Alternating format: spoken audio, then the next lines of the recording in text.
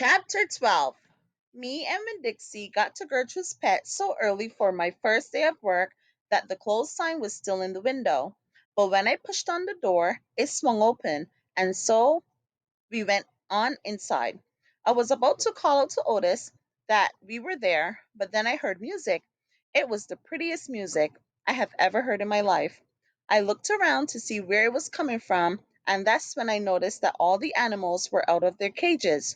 There were rabbits and hamsters and gerbils and mice and birds and lizards and snakes, and they were all just sitting there on the floor, just like they had turned to stone, and Otis was standing in the middle of them.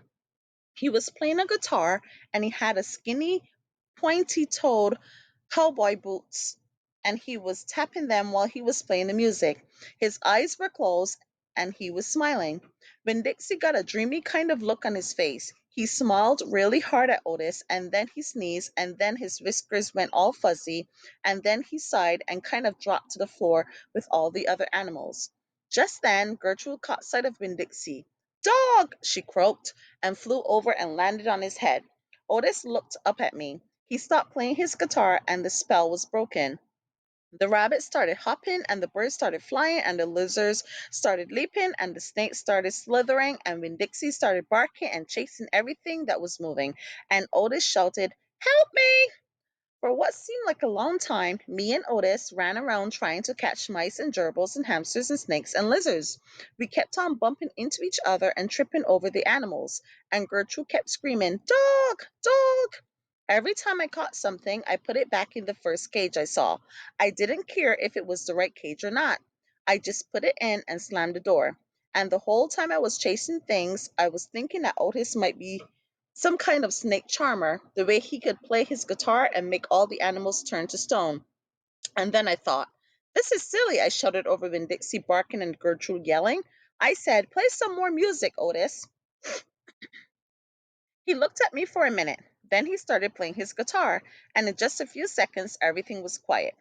When Dixie was lying on the floor, blinking his eyes and smiling to himself and sneezing every now and then, and the mice and the gerbils and the rabbits and the lizards and the snakes that we hadn't caught got quiet and sat still, and I picked them up one by one and put them back in their cages.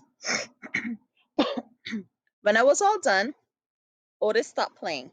He looked down at his boots. "I was just playing them some music.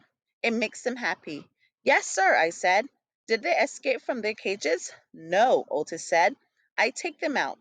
I feel sorry for them being locked up all the time. I know what it's like being locked up." "You do?" I said. "I have been to jail," Otis said. He looked up at me real quick, and then he looked back down at his boots. "You have?" I said. "Never mind," said Otis. "Aren't you here to sweep the floor?" "Yes, sir," I told him. He walked over to the counter and started digging through a pile of things, and finally he came up with a broom. "Here," he said, "you should start sweeping." Only he must have gotten confused. He was holding out his guitar to me instead of the broom.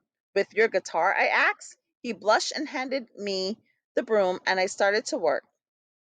I am a good sweeper. I swept the whole store and then dusted some of the shelves. The whole time I worked, when Dixie followed me, and Gertrude followed him, flying behind him and sitting on his head and his back and croaking real quiet to herself, "Talk, talk."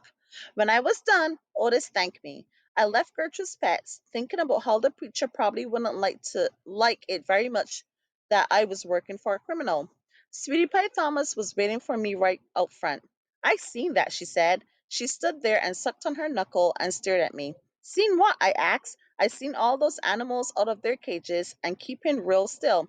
"Is that man magic?" she asked. "Kind of," I told her. She hugged Winn-Dixie around the neck, just like the grocery store dog, right? "Right," I said. I started walking, and Sweetie Pie took her knuckle out of her mouth and put her hand in mine. "Are you coming to my birthday party?" she asked. "I surely am," I told her. "The theme is pink," she said. "I know it," I told her. "I gotta go," she said all of a sudden. "I gotta go home and tell my mama about what I seen. I live right down there in that yellow house. That's my mama on the porch. You see her? She's waving at you." I waved at the woman on the porch, and she waved back. and I watched Sweetie Pie run off to tell her mama about Otis being a magic man. It made me think about my mama and how I wanted to tell her the story about Otis charming all the animals. I was collecting stories for her.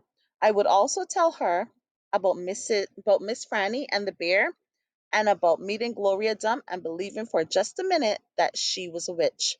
I had a feeling that these were the kind of stories my mama would like, the kind that would make her laugh out loud, the way the preacher said she liked to laugh.